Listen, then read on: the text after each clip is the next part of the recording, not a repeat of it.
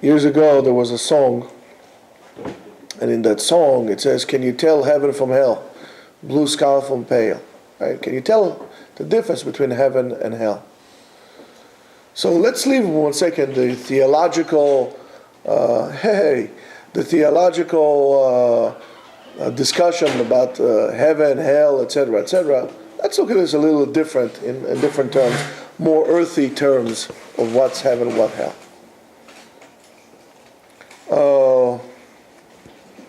Let's say, for example, which is a hot topic nowadays, with the elections and everything like this. Let's say, for example, the United States decides and puts an announcement, the border for Mexico is open, you can come and go whatever you want. No more border control, just drive through. I think the next morning, if we do something like this, you have like 2 million Mexicans driving up and down the highways. Plus, I don't know how many more from Central America. I mean, on the spot. Why would that be? What would that be? Because for the Mexicans, or for people, the United States is heaven. Everything looks so much better here. If I make it to the United States, I made it. That's heaven for me. And yet, if you ask Americans, is this heaven? They'll tell you, oh no. So where's heaven? Oh, Acapulco, Punta Cana, the Bahamas. That's heaven. Okay, so you want to go to Punta Cana, Dominican Republic? Okay, hombre, vamos. They go to Punta Cana. I said, no, nice here. Yes, nice, it's nice. Where is heaven for you? Where do you want to be? Oh, America is very good, man. It's. You go to Europe, right? Yes, the Europeans. Where is heaven? Oh, in Goa, in India, or in what's the name, Thailand. Oh, that's heaven. You're gonna ask any Thai person where you want to go. Oh, Sweden for sure. It's nice there, trees. In other words, you're never happy. Heaven, to most people, is a place where any place besides where they are now. Most people are not happy in their lives. So therefore, heaven is somewhere else, is not here. And if you look at this, it's like, well, what's so difficult? What's so bad? You're always going to be people who suffer more than you. However, that's not good enough. Okay, fine, so that's good enough. So let's look at what we have. We have a place to sleep. We have something to eat. We have a wife. We have children. It's not so bad. The problem is, heaven for you is anywhere but where you are. Anywhere but where you are.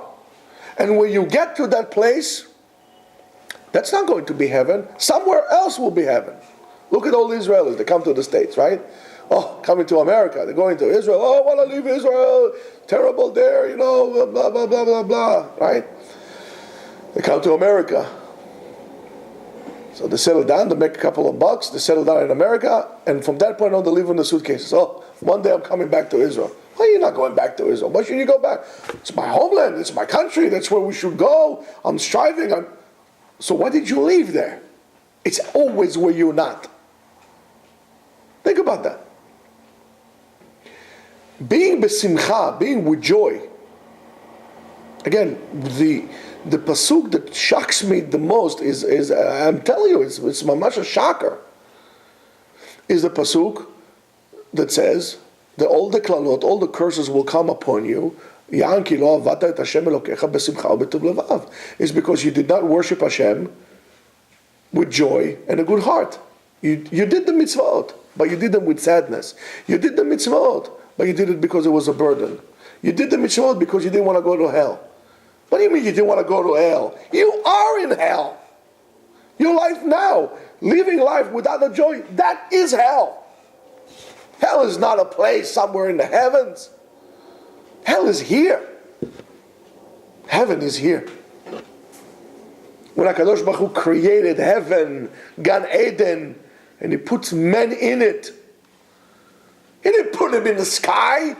Maybe Lucy was in the sky, but not the first Adam HaRishon. It was here. And the Torah, in its great wisdom, tells us the parameters of Eden. There is the river from here, and this river from there, and so on and so forth. In other words, heaven was here. And what happened to us?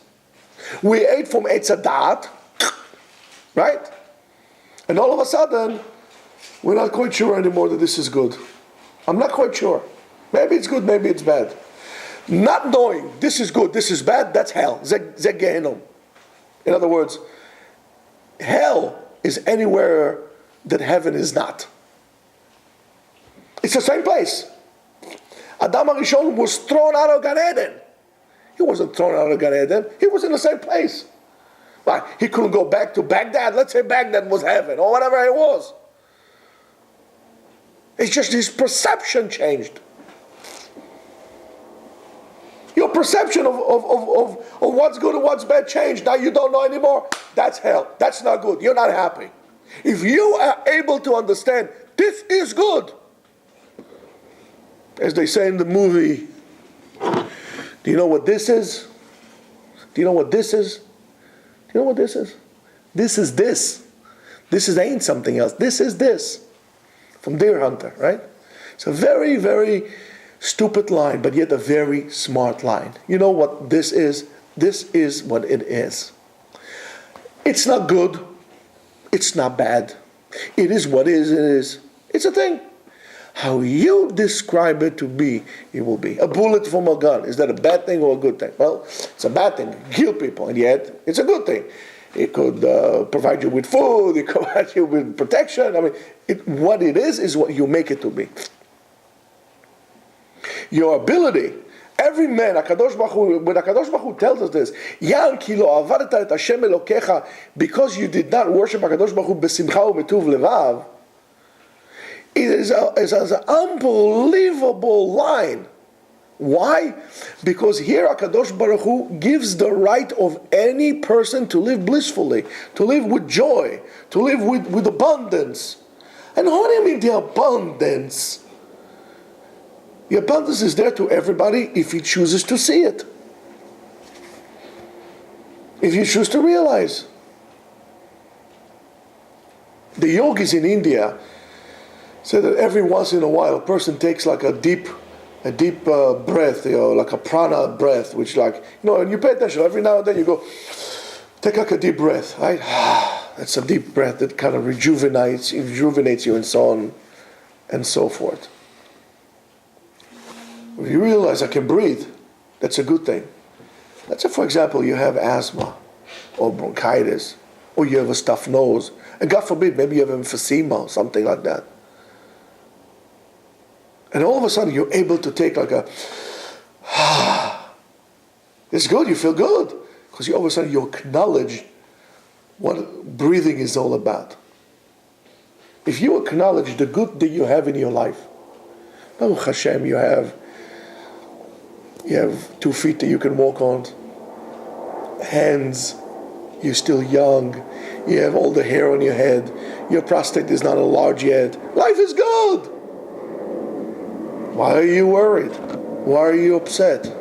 If you want to beat anxiety and you want to beat depression, the steps to do so, unless of course some people, I gotta tell you this, some people, there's a small amount of people, depression for them is a chemical imbalance inherited in their heads. They were born to have a disposition for that.